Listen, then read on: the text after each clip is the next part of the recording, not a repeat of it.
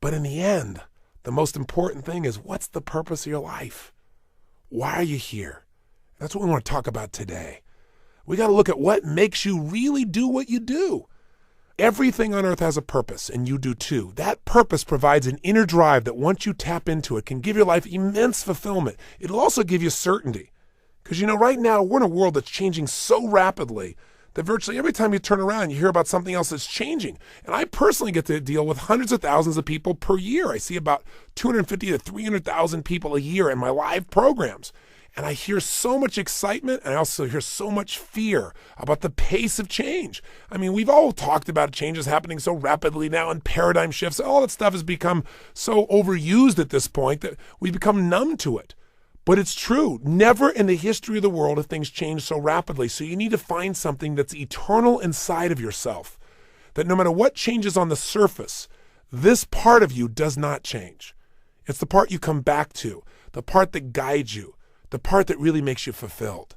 And that's your purpose. Because all of a sudden, when you find out a friend's got cancer, or you turn around and you see that 35,000 people at IBM got laid off, or an entire industry disappeared overnight because a new one was created, it'll give you a way to find some good in virtually anything. Your purpose is available to you at any moment in your life, but you got to know what it is. Before we get into it, let me back up a little bit here. Okay, I have a good friend who's one of the most successful financial people in the country. He works in all these financial markets. He's an incredibly successful businessman, and I know he's working very hard right now on a goal. And I went to visit him recently, and boy, he's working hard, and he's going to achieve that goal. But, when the goal's finally there, then he's going to be happy. And I thought, no. Each moment we've got to be able to find some sense of meaning for our lives, something that is significant, something that is useful.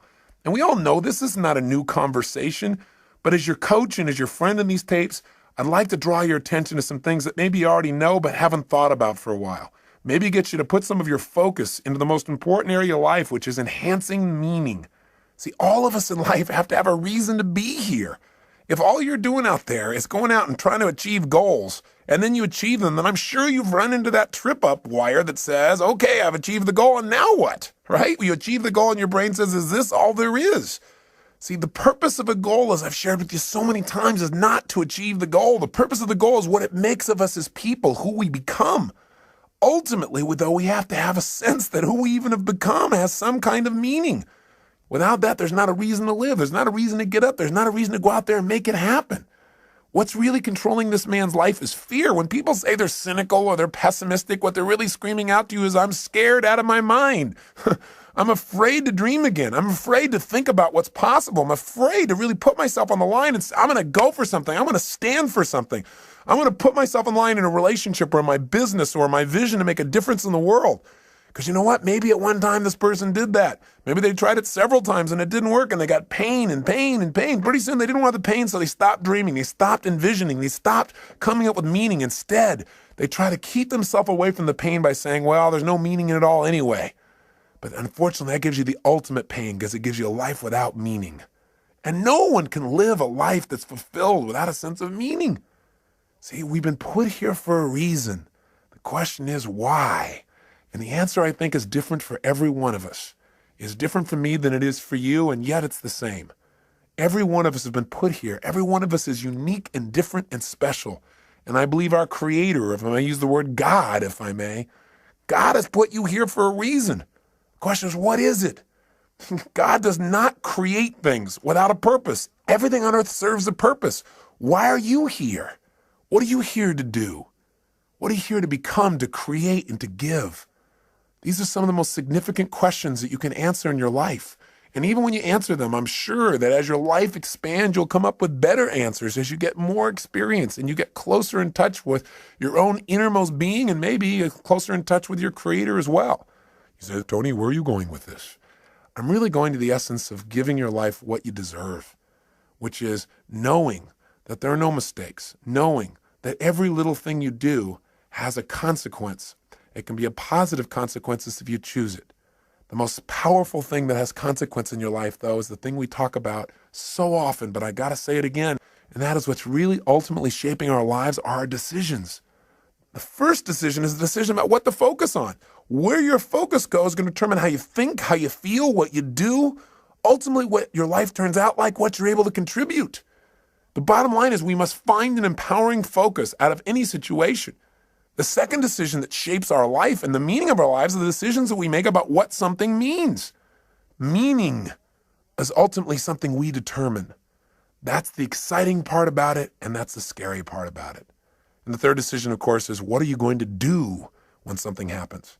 See, so much of the fear that we see in life comes from the fact that most of us don't feel like we're in control. We're running around trying to control all the events of our lives.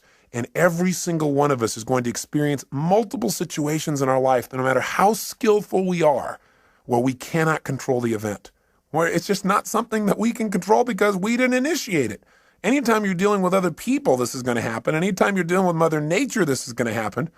Most of us in life are so afraid something's going to happen that we can't control, and therefore we're going to get pain, that we try to avoid those things we can't control.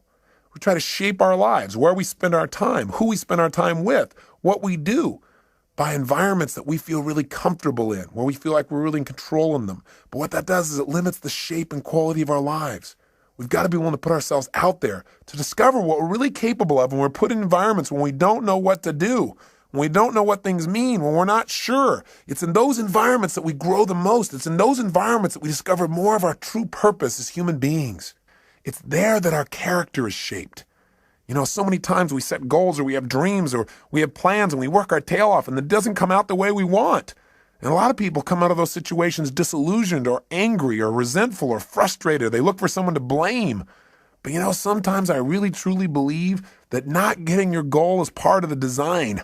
It's part of the game plan, causing you to dig inside and discover more of yourself, to really begin to use your real capacity as a human being, those traits that are within you that only expand when they're challenged, when demands are made upon them.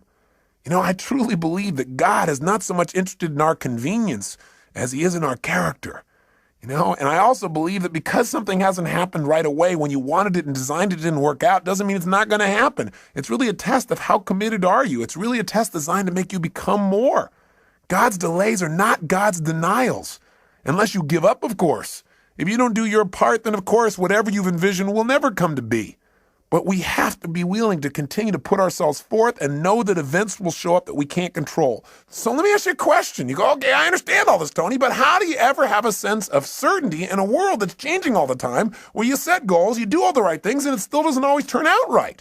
How do you live in a world where suddenly something can happen? It could take away your whole business, or, you know, a storm could come and take away your home, or some calamity could happen to your personal family, or a disease could hit, or someone could die.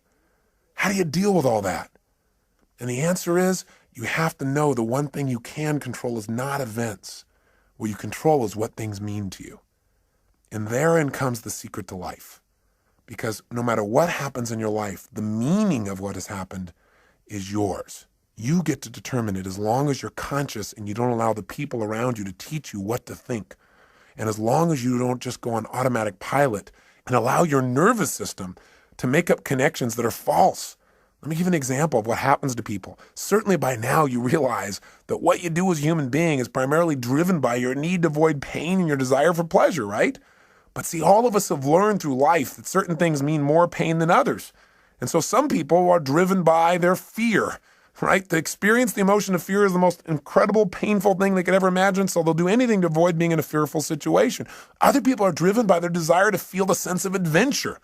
Obviously, they make decisions differently. They focus on different things in life. They can walk in the same room as someone who lives in fear, and they're going to notice different things. They're going to want to sit in a different place. They're going to want to try a different kind of vacation than someone who's trying to focus on how to be secure. What drives you? Are you driven by guilt? Are you driven by your past? When we use the word driven, the word drive, it really means to guide, to control, or to direct something. So what's guiding you? What's controlling you? What's directing your behavior? What's directing your focus? What's directing the meaning you're pulling from your life? What is it? Is it your parents? Is it the competition you have with somebody else? Is it wanting to prove somebody wrong? Is it your desire to contribute? Is it your desire for joy or happiness? Or is it a sense of purpose that's driving you? A sense there's something out there for you to do. There's something you're designed to evolve into, to become, to share, to give, to create. You don't even know what it is. But you're willing to trust that each day more of it's going to come out. See, whatever drives you, That's what's shaping your life. And the challenge is that most of us never consciously decide what we're going to have drive our life. See, we're not stimulus response animals, but we can be stimulus response animals. Our nervous systems are designed to help us. They're designed to be a source of decision making. They're designed to help us very quickly when we have an experience, figure out what is the source of that pain so we can avoid it in the future. What is that source of that pleasure so we can have more of it in the future? But when we don't think things through, when we don't think things through in an empowering way, when we don't have faith that there's a higher meaning, we tend to settle like animals for the lowest meaning that we can find. Well, this is happening because I'm a bad person. This is happening because there's something wrong with me. This is happening because I'm just destined to fail. Or worse, very often in life, we don't even consciously think things through. Our nervous system just makes quick decisions. Hey, every moment you're alive, whenever you have a significant amount of pain, your brain says, hey, what is the source of this pain? And it uses 3 criteria, I'm sure you remember, to determine what the source of your pain is. It looks for something that is happening about the same time you're having the pain that is unique. Because after all, you weren't feeling pain a moment ago. You got pain now. What's unique about this situation? It looks for something that is recent. Something's happening about the same time you have the pain. And it also looks for something that is consistent, something that whenever you've had pain in the past, this has also been a factor in that situation. Let me tell you how these 3 criteria can help you. You go out one day when you're a child and you touch a hot stove. You feel some pain. You pull it back.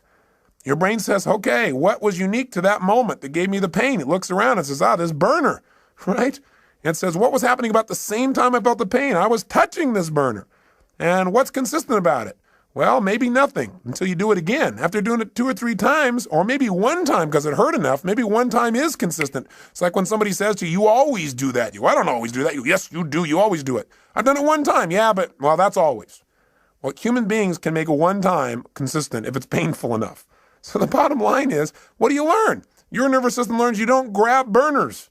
Right? You just don't do that. And so in the future, when you're trying to make a decision about what to focus on, what things mean and what to do, and you're going by a burner, one of the options is not to go grab that baby, just for fun. So as basic as this lesson is, we fail to realize that this simple system that assists us so much in making decisions because it helps us discover what is the source of our pain or our pleasure so we can avoid the pain, gain the pleasure in the future. This simple system can be misguided or misinterpret information. See, here's how it works. I'll give you an example. I was doing a date with Destiny only a couple weekends ago, and several people were having major challenges in their life. And one lady just couldn't get herself to really have any meaning in her life. And as I kept digging, the real problem that she had is she felt lonely because she felt disconnected because she wanted to have someone she could share her life with. But she couldn't get herself to do that. Why would you guess someone couldn't get themselves to be able to share their life? Not hard to figure out, is it? Pain. Person, obviously, as I guessed, had a painful relationship in the past, which she had. It was so painful that she'd linked up in her head that marriage, because she'd had a previous one that was painful, equals death. Well, that'd kind of keep you away from getting into a closer relationship, right? How did her brain do that? Well, she said she was in this relationship. It was so great. But after they got married, this man became physically abusive, verbally abusive. He basically did everything he could to control every aspect of her life. And the worst thing of all, when she finally developed the courage to divorce this man, he threatened not only her life, but he also threatened their own son's life. And when that happened, she got linked up. Marriage equals death to not only me, but potential loss of the life of my child. That's even more than the loss of her own life for her. Well, it's not too hard to figure out that if your brain says, why am I feeling this ultimate pain? And it looks for something unique and says, well, because I'm married. And then it looks around and says, what was happening about the same time I felt the pain? Marriage. And you say, what was consistent during the pain? You go, marriage. Pretty soon you're going to avoid marriage, but it doesn't stop there. Her brain also linked up that the cause of her pain was something else too, men. Because after all, what was unique? I had this man around. I was married to a man, right? And then secondly, what else was going on? Well, about the same time I was feeling the pain, I was with this man. And sure enough, what was recent? This man. Right about the time I had the pain, he was there every time. So sure enough, all of a sudden she's avoiding all men. But it didn't stop there. She also linked up that the reason she felt this pain was because she trusted. So as a result, her brain linked up unconsciously, if you trust, then you will die. Now, I would say to you the opposite is true. If you don't trust, if you don't have faith, then you instantly die internally. You may not die physically, but you die emotionally. Because anything that's worth living in life requires faith. It requires trusting. It requires knowing that you can get out of the chair and walk on this floor And when you step out on the floor, you don't stop and have to analyze, can I do this? And you don't weigh everything and think about your weight and the structure of the floor and what's underneath it. You just trust. Otherwise, you'd be immobilized. You have to trust to drive a car. You have to have faith to enter a relationship. You have faith to start a business. You have to have faith when all of a sudden somebody at this company says these 35,000 people are gone. You have to have faith that if you're one of those 35,000, that there is a better plan for you and that you will now act on that faith and take action and find that better plan, that better solution for your life. You must have that. When you lose trust, you lose meaning. When you lose meaning, you lose your life. Again, maybe not physically, but certainly emotionally. And when you lose it emotionally, the physical loss of life often is not that far behind. Medical researchers are now proving that the mind-body connection is not some psychobabble, but a physical reality, that the way we think and the way we feel about our lives affects us physically. In fact, Dr. Chopra recently shared with me that there is a new study that was done in the state of Massachusetts where they began to study what causes someone to die of their first heart attack before the age of 50, where they never get another chance. In other words, what was the number one risk factor they wanted to know? And they assumed that what would cause someone to die from just their very first heart attack, never get another chance, would be a person just had so much cholesterol in their body wasn't able to recover. And they found out that was not the number one risk factor. Then they thought, well, maybe they had diabetes. Maybe it was more of a genetic factor. They once again disproved that theory. What the Department of Health, Education, and Welfare for the state of Massachusetts states in their article clearly is the most important risk factor to determine that you will die of your first heart attack and not get a second chance is what they call job dissatisfaction. You got to have a deeper meaning for your life than, oh, I'm on that grindstone again, or I'm on that treadmill. No wonder most people in life turn to alcohol or drugs or television. And even then they can't find something to entertain themselves. Even then they don't sense any fulfillment because distraction does not create a life of significance. Distraction does not create joy. Distraction will not give you what you're seeking. Drugs will not change your life for the better. Right? What they'll do is hurt you. They'll create pain. And there are all kinds of drugs. Anything that doesn't expand you as a human being or allow you to share more love and joy with others in a natural way that enhances your physiology and your mind, your emotions, and your spirit is something you probably don't need. You got to grow. You got to expand. You got to contribute. You got to know that you're here for a purpose. There are no mistakes. There is a meaning. Even if you haven't found it yet, you must discover it. And you know what? For most people, they don't discover the meaning of their life until their life is over. What a sad place to be. Or until they have a life-threatening illness. Or until somebody very close to them that they love is about to leave them. You don't have to wait for the pain to discover the meaning. So, well, how will I know when I found the purpose of my life? You decide what it is. You discover it and you decide this is it. And maybe later on I'll refine it. I probably will. But for right now, this is why I'm playing the game of life. This is what it's about. Every day, if I'm just being this way, if I'm just doing these kinds of simple things with other people, with myself, then I know I'm on track. I know there's a reason for my existence. We all have that. Now, I know you know the story of Viktor Frankl, right? The man who wrote Man's Search for Meaning. Here's a man who's in a Nazi concentration camp with pain everywhere around him, knowing at any moment he could be gassed or maybe spared. And if he was spared, he'd have the unique privilege of going out and taking the dead bodies out of those gas chambers, putting them in the big ovens. Talk about intense. And yet somehow in the midst of that pain, he found a deeper meaning. The meaning was that even though he was in pain in the moment, that somehow, someday he would survive this and he would come to share the story so that this would never happen to other people in the future. He couldn't find a meaning in the moment. He found a meaning in the future. And for most of us, the meaning that we want for our lives is here today, and it's preparing us for an even greater meaning in the future if we'll just use all of our life's experience, the pain and the pleasure, to become more, to prepare ourselves for whatever it is that our Creator has brought us here for, to prepare ourselves so that at the moment of truth when we are needed, we will deliver. And my real belief is we're going to be delivering all along the way. It isn't something that someday you're going to do. It's something you every day are doing.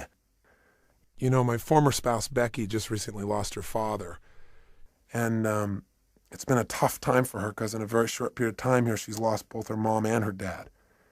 And that's an event you cannot control. And God knows we tried. You know, 3 years ago when they told us that her father had cancer, they told us that he would die within a period of anywhere from 3 to 6 months. And we just did not allow them to tell him that.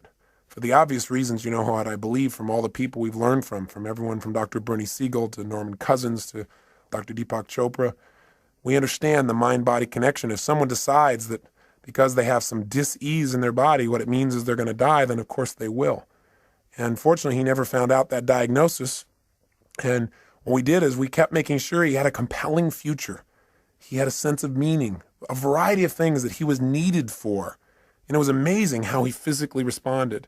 We had a trip scheduled for him to go to Fiji on, which he went on, and talked to him about how we needed his help with our resort there and helping some of the Fijians in the garden, because the garden for him created so much meaning in his life. It's about supporting, about nurturing, about helping life along a little bit.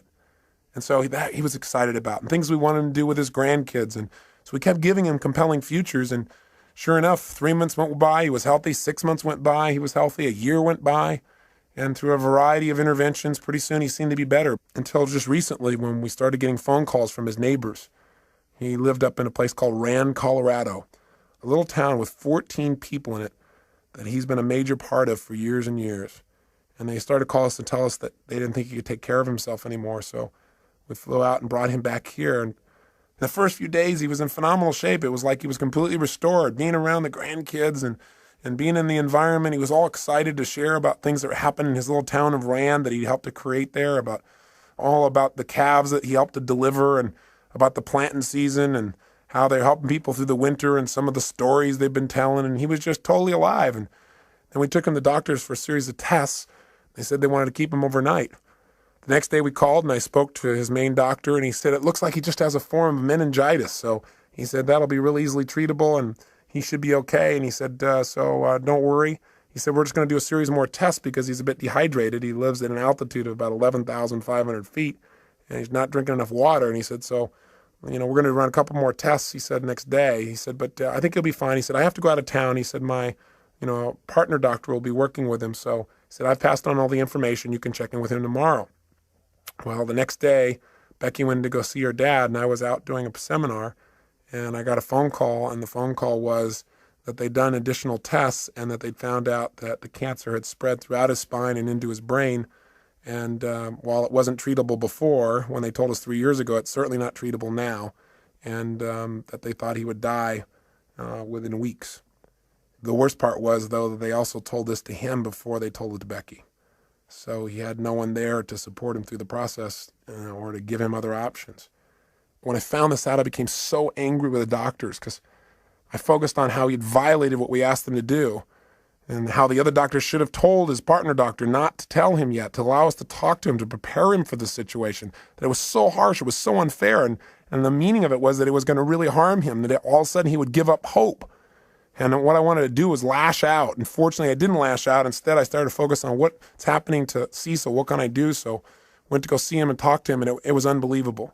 He looked like he just aged 10 years in a day. Because what had happened is he had no future.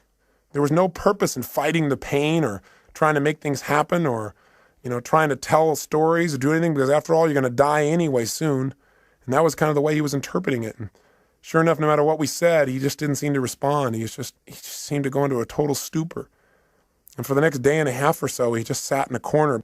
And he really didn't say very much or communicate very much. He just said not to bother with him, that he was fine.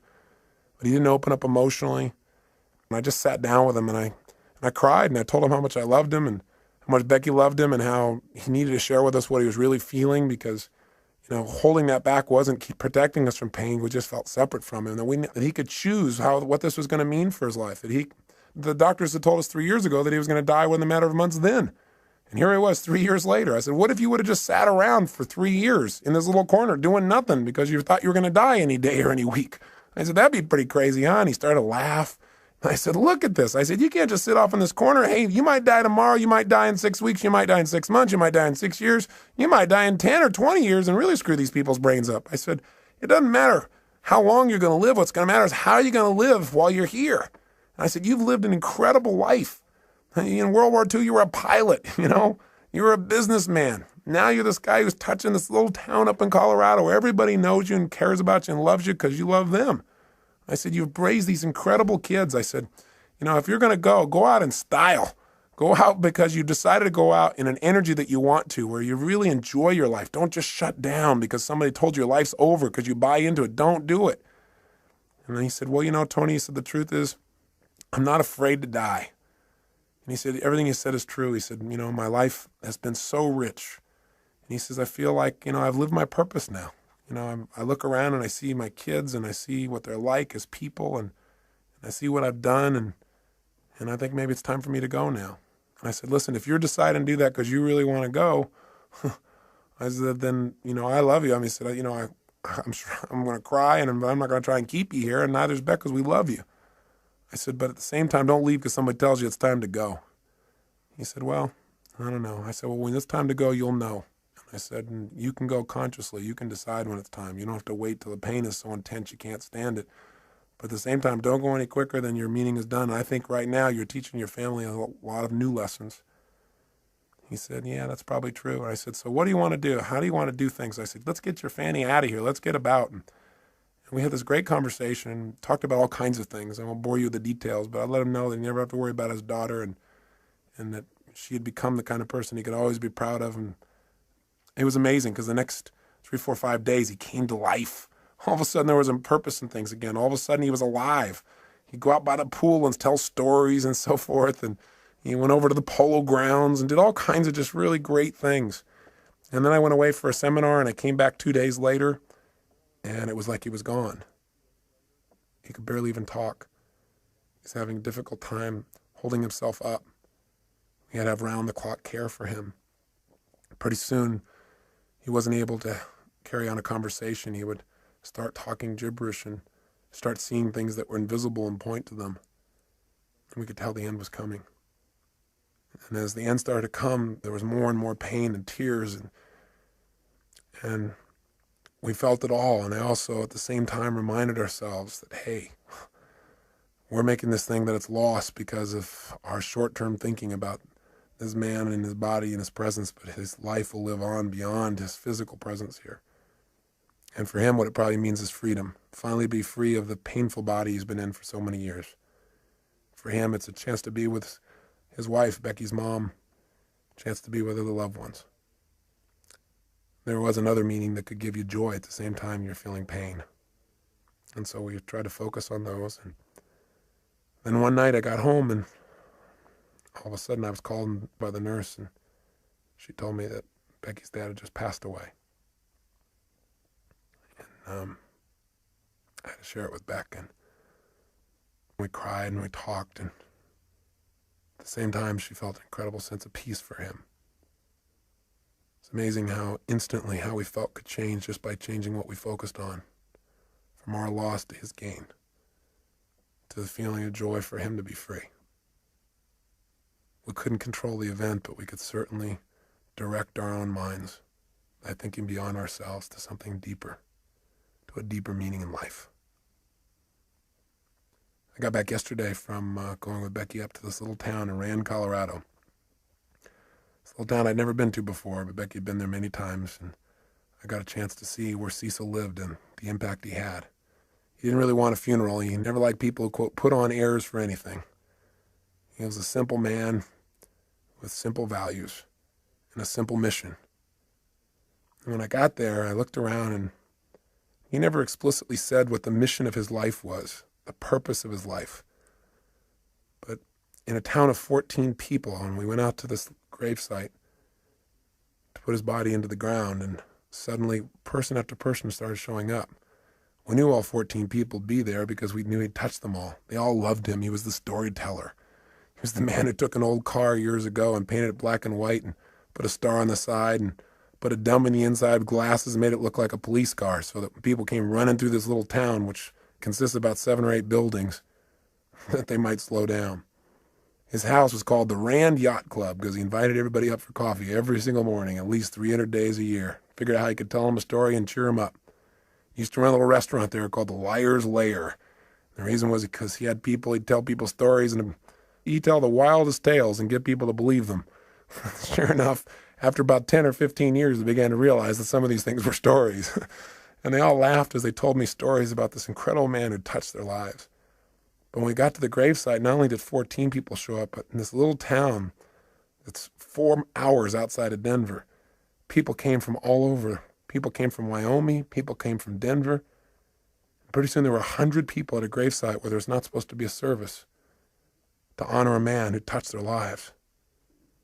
And so we said, we don't have a formal service because that's not what he wanted, but before we put his body in the ground, does anybody like to say anything? And they all talked about how he touched them, how their life was greater because he was such a loving soul, that his smile had touched them, that his stories had touched them, that just his manner, that he was a lover of people and animals, that because he'd been in this town, their lives would never be the same. And people who'd come through the town just for a day, just his little kindness.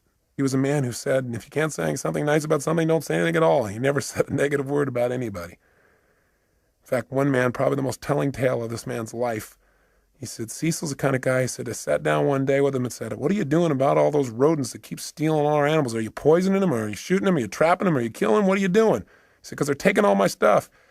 And Cecil said, no, he said, I just plant twice as much. I thought, what a life. What a man.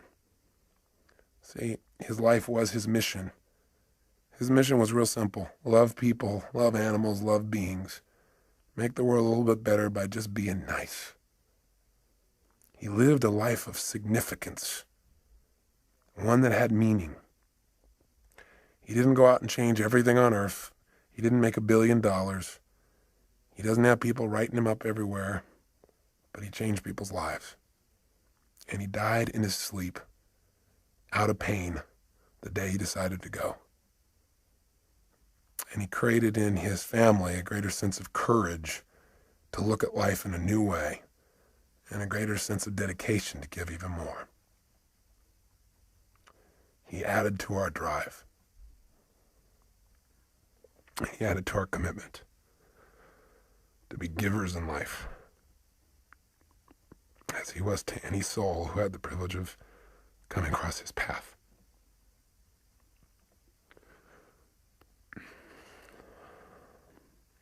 I hope it also makes you think about what's most important in your life. I remember an interview with Michael Landon in Life magazine when he knew he was going to go. And he said, quote, somebody should tell us right at the start of our lives that we're dying. Then we might live life to the limit, every minute of every day. Do what I say. Whatever you want to do it now. There are only so many tomorrows. If you and I are going to live our lives fully, then maybe sometimes we can take the experiences of those around us and learn from them. We can learn that in all of our lives we're either warnings or examples. Cecil's life was an incredible example. He didn't think anything in life was insignificant. Not a rodent, not a flower, not an animal, not a stranger passing through. He lived by a philosophy that they also live in Fiji. By the way, Fiji was his favorite place. And the last things he told me was the happiest time of his life, the last few years, were the trips he took to Fiji. I think it's because he felt like there everybody understood what he understood. And life is meant to be a happy, to be a joy, to appreciate the little things as well as the big things, to appreciate one another, to be givers, to be lovers of life. I say to you that if you're driven by anything other than your love, than your spirit, than your desire to contribute, your desire to grow and expand, if you're driven by your need to please others, if you're driven by your fear, if you're driven by your past, maybe it's time to free yourself. And the way to do it is decide. Decide consciously what you want your life to be about. Decide consciously what's the purpose of your life. Something simple. Something you can live every single day. I think that when I look at people's lives and I see the people who are having so much difficulty, I think the number one reason why people fail to experience joy in life, experience life as a win, is not because their life isn't a win, because the win can be just reaching out and touching somebody around you. The win can be just telling somebody that you love them. The win can be taking care of your body, God's temple. The win can be stopping and feeling grateful. The win can be anywhere. You don't have to land on the moon to have the win, and you can enjoy landing on the moon too. But how much better to enjoy the process? Because we're going to spend most of our life in process towards the achievement of goals. Now, I'm not saying don't go do things, and I'm not saying don't have grand schemes and dreams, and I'm not saying don't do those, because our lives are better because people have dreamed huge dreams and they've made them happen. But I'm saying don't do it at the expense of not appreciating what's true along the way. And What Cecil's reminded us of is all those little things that are so, so important. And we've always believed they're important. I feel like we've always lived that they're important, but I just want to redouble the effort. It's part of my commitment to him. So in his honor, I challenge you to do the same. I challenge you to hold yourself to a higher standard. I challenge you to realize that you're here for a purpose. There's something for you to do and be here for yourself and for others. You can't just do for others, not do for yourself, or you won't be here. So this is really designed to get you to ask yourself, are you being efficient or are you being effective in your life? There's a big difference. If you're being efficient, then what you're doing is you're doing things right. But if you're being effective, you're doing the right things. Are you doing the things that are going to give you the most joy in your life? Why are you doing what you're doing? And where is it taking you? You know, we all need to have what I call a code of conduct, a set of standards we hold ourselves to every day about how we're going to be as people, the kinds of states we're going to live in, because it's out of those states that we affect everyone around us. Just stop and think about what's most important. Think about why you're here. What's the purpose of your life? Step out of the moment and into eternity. Think about what's eternal when you're feeling insecure. Start to realize there is something inside of you that is never ending, that there's something inside of you that is unchangeable. And that's the part of you that knows what is right, what to do, and why you're here. And so, you know, it may sound metaphysical, it may sound religious or spiritual. Call it whatever you want. But know that the bottom line is that you are here for a reason, and that it's a special reason that only you know. And it may be that you haven't found it because you're looking for something huge. And it may be that you're living it right now. You're just not appreciating your purpose. Maybe what you're doing right now is your life purpose, this thing that you detest most.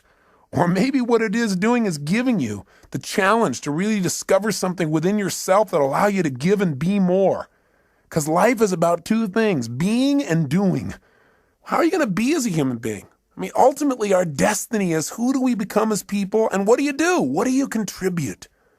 That's what it's about. That's what gives us a sense of fulfillment.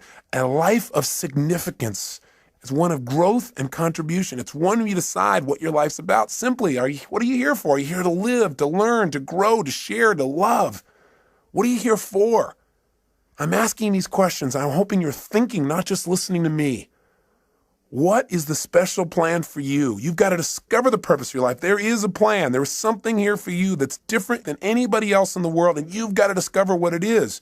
And the best way to discover is just trust your instinct and say, what is it? If it was simple, it was clear, and I was living every day, why am I here? Because if you never discover your purpose, how can you ever win the game of life? How can you really enjoy it thoroughly? See, I look around at people so often, they're so unhappy, and I think the reason is that they don't ever win the game of life. It's a game they feel like they can't win, like they're always losing.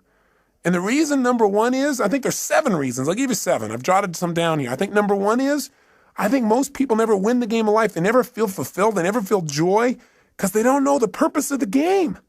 If you don't know the purpose of the game, what's your chances of ever winning? Of ever getting to ring the bell and feel that sense of fulfillment or joy or passion or love or whatever it is that you truly want at the deepest level? See, if you don't know the purpose of the game, if you don't know the goal, it's pretty hard to set up your game to win, isn't it? Pretty soon you start pursuing things that don't give you fulfillment. You live in somebody else's life other than your own. You got to know, what are you doing it all for? What do you really want? When I ask most people this question, what do you want? They give me answers like, well, I know what I don't want. I don't want to live this way anymore. I don't want to feel like hell anymore. That's not going to give you what you want. What do you really want? Oh, I want to finally be financially secure so I can retire. Great. You know the statistics about retirement? Actuary statistics from insurance companies show that 3 years after a man retires, specifically I'm using men, guess what happens? He dies. To retire is to die. And for some people, this is like their major aim. Think about it. Retirement is going to make you happy. You got to have a purpose. You got to know what it is. You got to decide what it is, at least for now, and know that that vision will continue to expand. Second reason why most people fail at the game called life, because even though they don't know the purpose of the game, they got tons of rules about how it must be played. Right? They don't even know the goal, and they got all these rules they got to live by. And not only do they have rules for themselves, but they have rules for everybody else around them. Rules for how their spouse should be. Rules about how their boss should be. Rules for how people they don't even know on the street should be. You know, it's so often in life we get upset with other people, and it's not about the other people, it's about our rules. They're doing something we know they shouldn't be doing, or they're not doing something we know they should be doing, right? We need to just relax a little bit. We need to realize that whatever people are doing, they got a reason. It may not be a very intelligent reason by our perspective, but who are we to say? And you know what? And maybe it isn't an intelligent reason by lots of people's ideas, but you know what? It is a reason. I mean, it all comes down to how do we wire ourselves as human beings. See, whenever you see somebody, you think they're doing something crazy, have some compassion.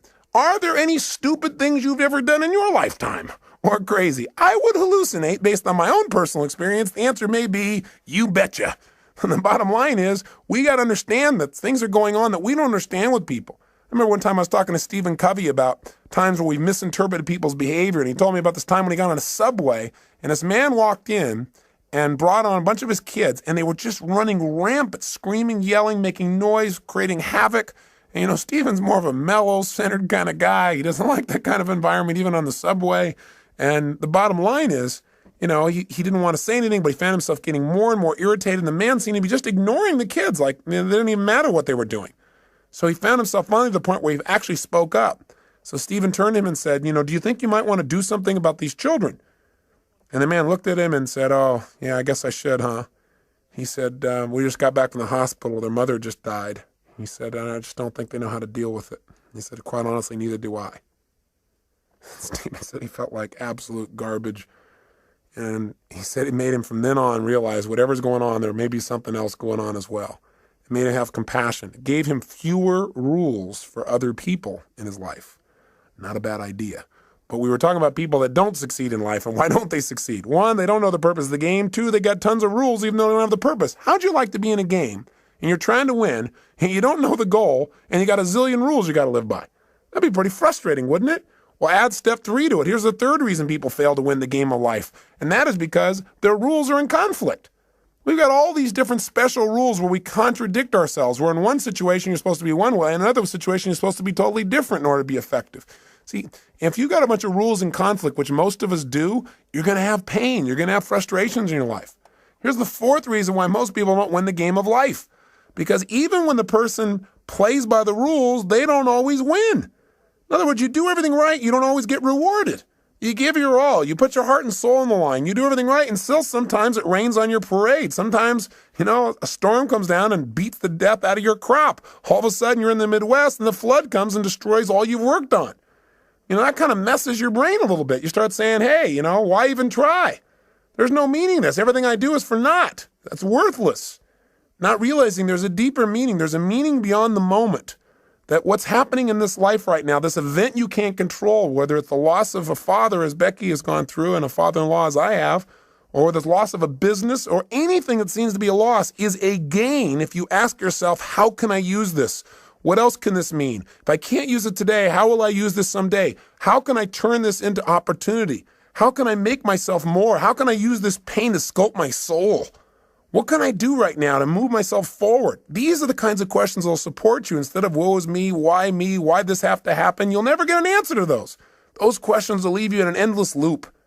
Here's the fifth reason why most people fail in the game called life. Sometimes you break the rules and you win. Oh my gosh, you do something you know isn't right. You do something you know you shouldn't do, something that's against your own values, against your own way of doing things, and you get pleasure. And your brain goes, hey, maybe there's some new rules out here. Maybe I don't have to live by these rules. After all, when I worked my butt off and did everything right and held myself to this high standard, I got pain, I break the rule, and I got pleasure. Maybe this is how it's really wired. Maybe I ought to just take a look at life being this way. You know what it does? It takes you away from your higher purpose. It takes you away from what's most important in your life. And while you might get pleasure in the short term, you give up that sense of dignity within yourself that says you're doing the right thing. That's what causes more people to fail in life than I think almost anything else, because the ultimate pleasure in life requires sometimes short-term pain to get to it. And that ultimate pleasure is who you become, what you contribute, and the experience of life that you have because of that growth and contribution. The sixth reason why most people fail the game called life is because in order to win this game, you got to work with 5.5 billion other people who all have the wrong rules. They don't know the purpose of the game either, and they are real clear that there are certain rules you must live by. We all have different rules because we've all learned different ways of getting out of pain and into pleasure in life. We got to learn from one another. And finally, the seventh reason why most people fail the game called life is because they think it's a life and death game. And you say, well, it is a life and death game. Well, I'm the first person to agree that this is not a practice session. This is the real thing. That's why we got to live it full on. But if you think everything is life and death every moment, you put so much pressure on yourself that you truly will not live life. You'll live in fear. And that's no life at all. How do you live life and win the game? Well, in spite of all this stuff that sounds so terrible, there are people that seem to be winning, seem to be fulfilled, seem to be making a difference, seem to have a great deal of joy in their life. And they seem to have it consistently. And they're not doing it through drugs or alcohol or distraction. They're doing it through living a life of significance. How have they done it? They do what we do in our Date with Destiny seminar. We accomplish 7 things in that seminar. And I bring it up because I hope you'll take the time and actually come, where we'll get your purpose and your mission statement and your values all in the exact order you ideally need them to be, so you're being pulled in the direction you want instead of being pulled in multiple directions. But for right now, here's what we do. And this is what we're going to start doing on this tape. Is the first thing these people have who succeed or are fulfilled is they've decided what the purpose of the game is, at least for right now. Do you follow me on this? They said, okay, I don't know what the purpose is ultimately, but let me just decide. For right now, the purpose of my life is to what? It's to love and be loved. It's to grow. It's to expand. It's to make a difference. Do this. It's do that. They come up with a purpose, which is what I want you to do at the end of this tape. To start. I know it's not the end all and be all from one tape, but I want to get you started on a mission statement, a purpose statement for your life. You got to have that. If you don't at least have a target, if you don't know what the goal of the game is, you don't know what to decide to do. We have all these choices, all these opportunities. So you don't have to choose between something that's good and bad. You have to choose between something that's good and something that's great. But if you don't know what your purpose is, if you don't know what you value most in life, you can't make an easy decision. All decision making is value clarification. See, if you don't know where you're going, then you can get there by any road because you're not going to know the difference. You know, everything looks like a great opportunity. One of the biggest challenges in life is choosing, focusing your life, deciding what to spend your time on, what to spend your energy on. Having a clear purpose allows you to do that. The second thing you want to do to make your life work, and those who succeed do this, is they have fewer rules. The more rules you have about how people have to be and how life has to be for you to be happy, the less happy you're going to be. See, the happiest people are those people that say, every day above ground is a great day. The happiest people are the people who find joy in a smile, joy in adventure, joy in a simple action. See, if you can find joy in that area, then all the big things are just a big bonus for you in your life. So when you find yourself starting to react to something that someone else has done, then you might want to ask yourself, how significant is this really, right? Is this so bad? Is it okay for this person to have a different opinion, a different view, a different feeling than me in this area? And in most cases, you might say, yeah, it is. What would you have to believe in order to be upset? That everybody has to live by your rules? Well, maybe in some areas that's real important. And maybe some other areas it's not as significant. You can just let go of it and have a lot less pain. The third thing that people who win the game of life seem to have in common is they've made their rules consistent. They found the conflicts in their life, and when they find them, they've been honest with themselves and say, this is a total contradiction of what I normally believe in other areas. No more. This is not how I'm going to live my life. Fourth thing these people do that make them succeed is they give themselves pleasure whenever they win, even when the world doesn't. This is really important. You got to realize that sometimes you'll do everything right and you won't get acknowledged. So what? Acknowledge yourself. You got to catch yourself doing little things right and give yourself the pleasure you deserve. After all, if somebody else tells you, hey, great job, and that makes you feel good, it's not them saying great job that makes you feel good. It's when they say great job, you stop and say, that means I get to feel good. And you send a little neurotransmitter that allows yourself to feel the pleasure feeling in your body. Why not just give it to yourself so that you keep yourself on track so you're always reinforcing good behaviors, excellent behaviors, commitments to your highest values. Fifth thing these people have in common is when they screw up, when they don't do things right, when they violate their own values, when they violate their own sense of purpose in life, they give themselves a short burst of pain. They say, hey, this is not who I am. I stand for more. They don't wait for the world to have to give them pain. That's why they're on track. The sixth thing that these people that win have in common is that they know that everybody in life has different rules. And so when they get in a relationship with people, they know they've got to have other people in their life to help succeed in a particular area. They try to find out their rules. Because if you know what's most important to people, if you know what their rules for life are, what their musts are in life, it's a lot easier. And lastly, people who succeed in life, they've learned that life has a purpose, but they also at the same time don't take life too seriously. They don't take themselves too seriously. What's that old funny metaphor? Why do angels fly? Because they take themselves lightly, right? The bottom line is we've got to look at life in a different way. Now, with all this conversation we've had here about purpose, what are you and I going to do right now so that you have a greater sense of meaning? Well, one is I don't need you to just go out and create this grandiose purpose. and write pages and pages and pages. I think that the simplest things can be the most powerful things. And so if you can now, close your eyes and think about what you want to be when you were going to grow up. Go back to a time when you're 5, 6, 7, 8, 9, 10 years old. What'd you want to be back then? What'd you want to do? Who were your role models? And why did you want to be that? Think about it just for a second in your head as I'm saying this. You might want to write a few of these things down. In fact, pretty soon you're definitely going to want to write things down. So it might be good to stop the tape right here and just think about what your purpose is and pull out a piece of paper and a pen or a little computer and let's work together on this for a second. What were some of the things you wanted to be when you were growing up, when you were a little kid? I remember one of the first things I wanted to be was an archaeologist. Now, whatever you wanted to be, here's the question I want to ask you. Why did you want to be that? In other words, what was the feeling you were hoping to get from that? What were the sensations? What were you wanting to be and do? What were you wanting to get from that? And when I think back and I think about what I really want to be as an archaeologist is I wanted to discover things. I mean, that was the biggest thing. I wanted to discover things that had not been discovered before, something new, something unique, something different. And I wanted to share that with people. I wanted to be a person who went out and discovered and then shared that discovery with others. And you know what's interesting? I'm doing that today. I'm just not sticking my head in the sand and doing it. I'm doing it by sticking my head in other people's brains and finding out what makes them tick and find out what makes me tick and then sharing some of that. But that feeling, that same feeling that I wanted then, I found a way to do it today in a new way. And so I challenge you to think about what was it you really wanted from that.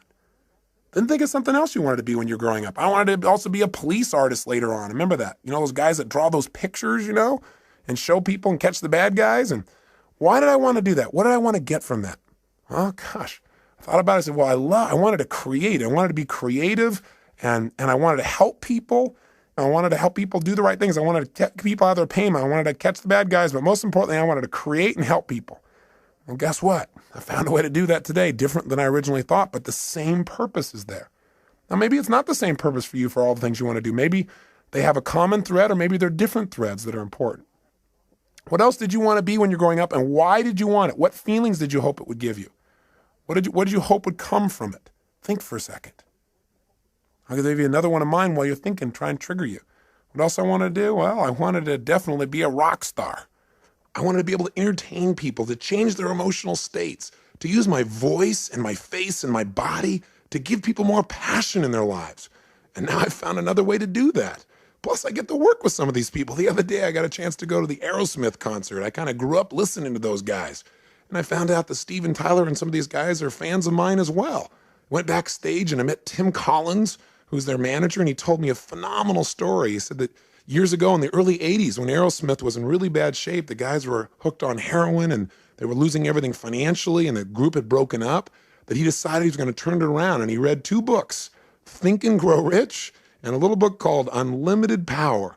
And he said that what he learned there gave him the inspiration and some of the tools and strategies to get himself off heroin and coke.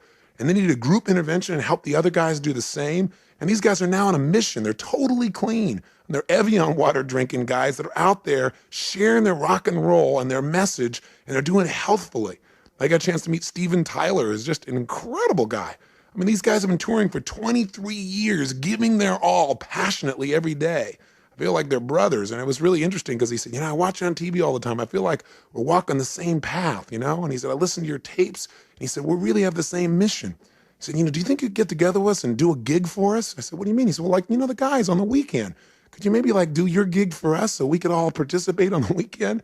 I started laughing. I pinched myself. I said, oh, cool. Now I get to do a gig for Aerosmith. I'm not out there rock and rolling, but sort of I am. I'm working with the rock and rollers. So it's fun. So my point is, maybe you're not doing what you originally envisioned, but maybe you'll find a way to do it even better if you have some faith. Maybe if you keep developing yourself and you know at least the emotion you want, the contribution you want to create, you'll find a better way. Most importantly, before you can find the way, you got to know the essence of what it is you really want. What is that purpose? That's what I'm really asking you about. Now, with your eyes closed again, think about a situation in your life when you felt like you're really on a roll. You know the kind of situation I'm talking about where you just felt incredibly good. You had great feelings, where things were just flowing and things were effortless. When you thought to yourself, wow, I love this. This is what life's about. I love this. This is it. This is it. This is what life is really about. Can you remember a time like that in your life at any age, young or old, where you really felt like you're in that flow? You thought, this is it. This is what life's about. Think of a situation like that right now. Remember that time. Step back into your mind, back into your body like you were then. And look through your own eyes as you were then when you felt like this is what life's about, and see what you saw. Hear what you heard. What were you doing? What were you feeling? What were the states you were in? What were you experiencing? Yeah, think about it. And tell me, what is it? And was there anything in common with this, with some of the other things you wanted to have in your life, the feelings you wanted to have? Maybe you wanted to grow or create or contribute or discover or expand or challenge. What is it? Love. What were the feelings and what were you doing? And then when you get a sense of what that was, then think about this. Think of another situation in your life. Think of a second one when you felt like you were on a roll at some other point in your life, when things were flowing, when you felt this is it, this is what life's about. I love this. Think of another time like that and step into that situation as well. Step into it right now. As you step in that situation, look around, see what you saw then, hear what you heard then, feel what you were feeling then. What was happening in that moment? Not just what you were doing. Notice what you were doing. Were you creating or writing or speaking or communicating or manufacturing something or studying or learning, or what were you doing? But also, how were you feeling? What were the states you're in? And what were you doing for others if they were involved? Were other people involved? What was the process? How were you being and what were you doing? Feel it in your body. Is there anything that is similar between this and the last experience? Or anything about this that's similar between this and the feelings that you wanted from those things you wanted to be when you were going to grow up? That's it. Notice it and capture not only the idea of this, but the feeling as well. Now, one more time, think of something else. Another time at any age when you felt like you were on a major roll. Things were really flowing, when you felt incredible, when you felt like, I love this. This is what life's really about. This is it. Think of another situation like that right now. And as you step into that situation right now, notice, what were you doing? What were you creating? What were you sharing? What were you feeling? And feeling these feelings, think about the purpose of your life. If you were going to say it in a simple phrase, not even paragraphs and paragraphs, simple phrase or a sentence or two, and you're going to write down the purpose of my life is to what? And if you're going to do it and you're going to have a couple simple criteria, one is it's got to be stated positive. Not the purpose of my life is to stop all the horrible things in the world. No, something positive. Something stated in the positive. And if it was going to be something brief, and if it was going to be something emotionally charged in terms of its words for you, and it has to have how you're going to be as a person and what are you going to do. And it's got to include not just other people, like I'm going to change other people's lives or I'm going to make the world better for other people. You got to be in your own mission statement. You got to be your own purpose statement. You got to be in there too, and other people. Don't just have it, the purpose of my life is for me to be happy, because we're all connected. So if it's you and others, being and doing, brief and short, what is the purpose of your life? What is it? Right now, what comes out of your head? Not the right answer, not the perfect answer, just the answer. The purpose of your life is to be and do what for yourself and others? Just say it out loud. Just say it. Don't even write it down at first. If you got pen and paper, then write it down. Purpose of my life is to what? Say it again. Try something. Keep changing it. And if you write it down each time, it'll give you better. So I'd prefer if you wrote it down. But just come up with something. The purpose of my life, for me, Tony Robbins, is to serve God and my fellow man by being a powerful, loving, passionate, outrageous, courageous, strong, playful, crazy example of the unlimited possibilities that God gives when you commit your life to service, when you're really focused on contribution. That's what my life's about. I know what I feel. I can change the words slightly here and there, but I know the essence of my life. And you've got to know what that is for you. That is what will help you to make the decisions. That'll give you the motivation to get up early and stay up late. That'll make you connect with people in a way you've never connected before, but you got to know what it is. And it's got to be more than just you. You and others got to be brief. It's got to be emotional. It's got to be intense.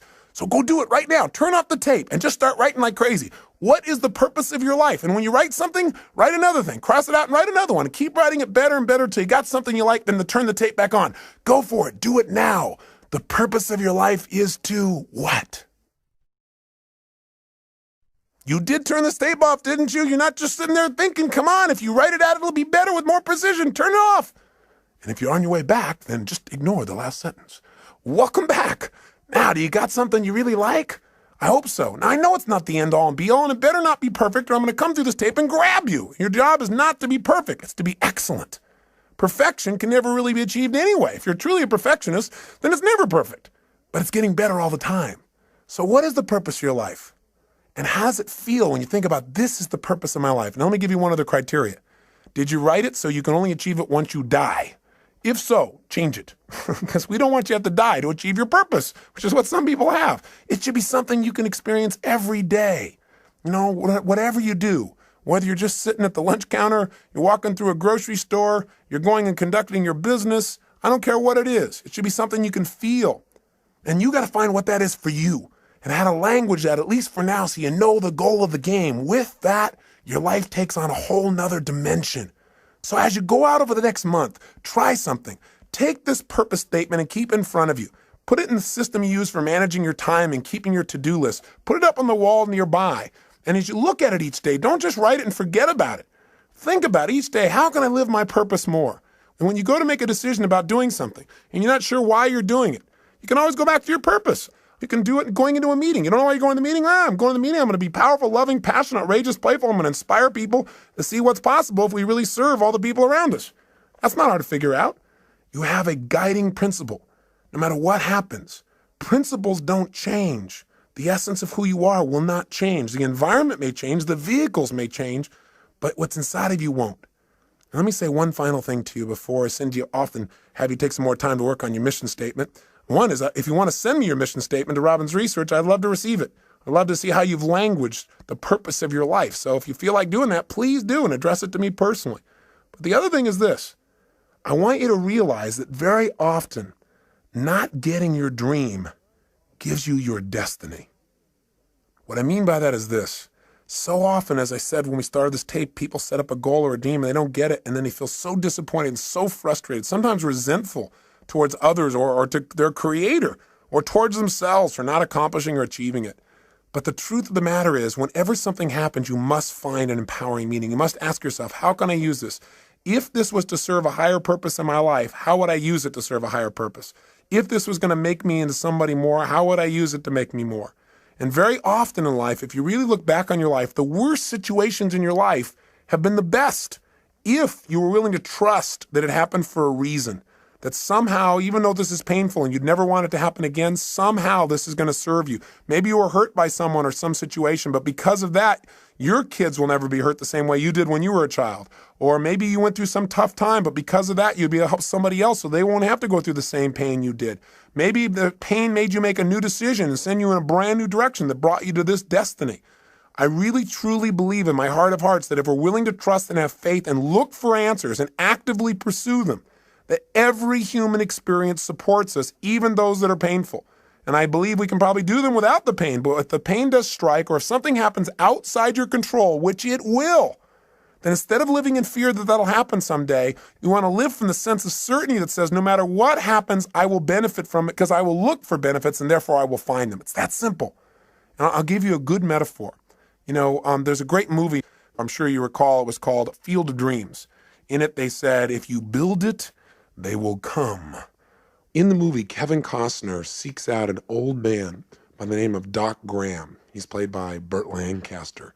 And when he first meets this man, he's going to see him to tell him about a field of dreams that Kevin has developed, a place where these old men could come back and play again, to be young again, to live their dream. And when he meets Doc Graham, he starts to talk to him and he says, I understand that you only were able to play one inning in your life because Doc Graham said, well, yeah, my whole life's dream was always to play baseball, to be a professional. He said, every single day I gave my all. I lived this passion. He said, I took ground balls and batting practice and I pushed myself. And he said, finally, I made it. I made it to the big leagues.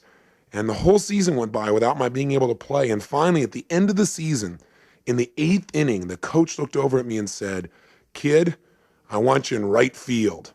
He said, I was so happy. I couldn't believe it. I ran out onto the field, and he said, I stood out there in right field waiting for somebody to hit it to me, waiting for my chance.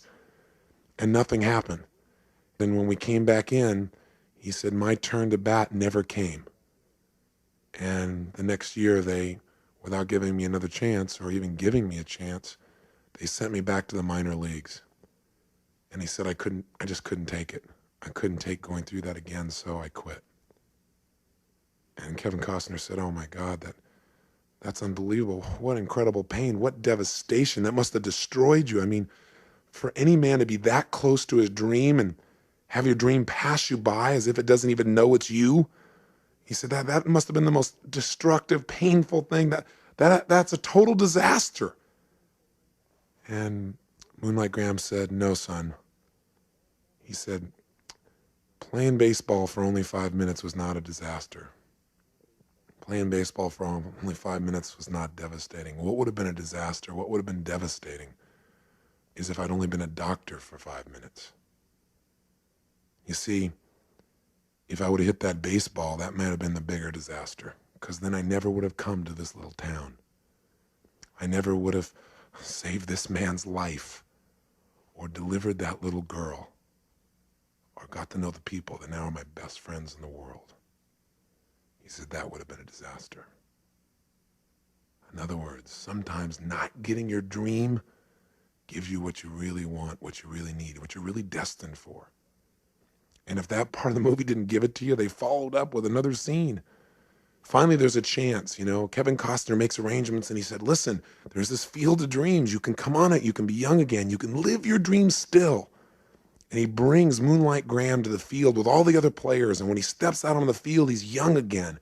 And he's wearing his uniform and he can feel the warm sunshine on his body again and his youthful muscles and the smell of the fresh cut grass and the baseball in his hand. And finally, they're beginning to play. And just as Moonlight Graham is finally stepping into the batter's box, finally he's going to get a chance to get that hit in life, in professional baseball, his dream. Right at that moment, there's a scream in the stands because Kevin Costner and his brother are having a conversation, and his brother doesn't see these players on the field. He doesn't have the faith to experience the beauty and the joy and the fun and what's right there in front of him. He can't see it because of his lack of faith. And as they're arguing about this, he accidentally turns and knocks Kevin Costner's daughter off the top of the stands. She falls and hits her head, and she starts turning blue. And so all of a sudden they start yelling, oh my God, what are we gonna do? We gotta save her, she's dying.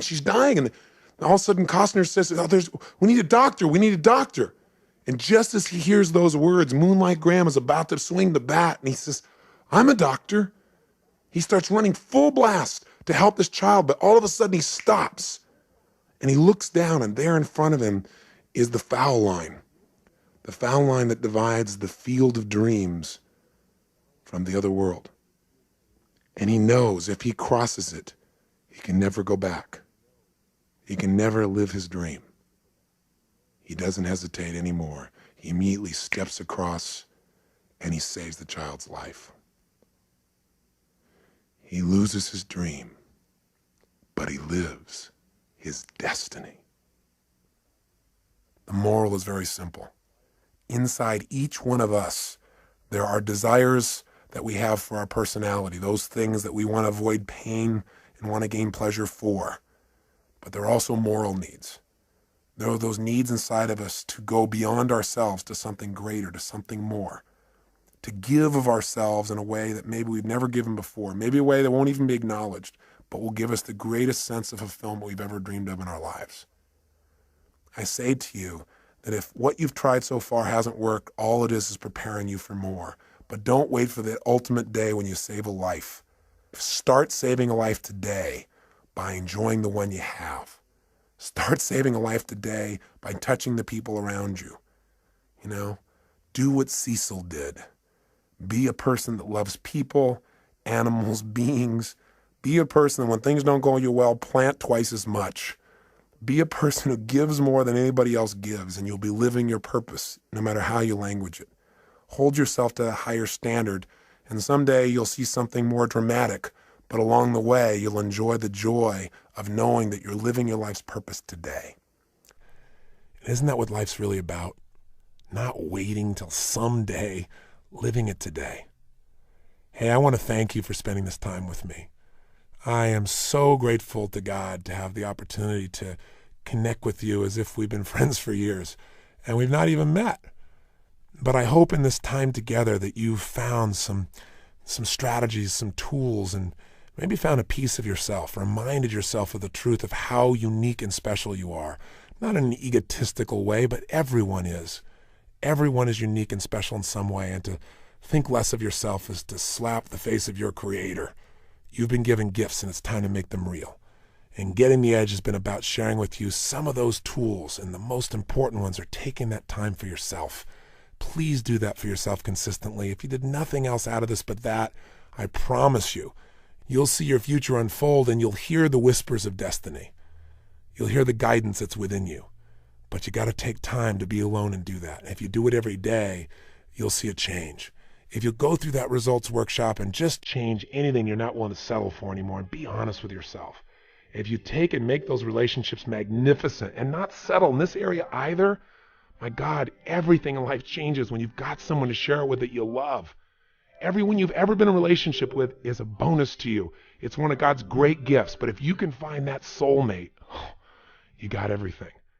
And I have to say that for me, finding my soulmate, finding my wife Sage, was the richest day of my life, and every day is richer because of it. I hope for you, my prayer for you, is you find someone like that you have that kind of love for, and they have that kind of love for you. Or if they're there, that you treasure them, and you find a way to make that juicier every single day. If you do that, and on top of it, you energize and alkalize and get that vitality in your body. If you master your finances, turn your emotions into your friend, and you find your purpose, then the life you create will be so much greater than your dreams. Your old dreams will seem like cartoons by comparison to the life you're living. And if you're able to make those kinds of changes, you'll be able to stand proud knowing you're the one that did it. But I'll also have a special pride of knowing that maybe I helped in some little way to guide you deeper into connecting with yourself. Because the ultimate edge is connection with yourself, with your Creator, with your friends, with your family, with life itself. And if you do that, then these 7 sessions were certainly well worth both our time.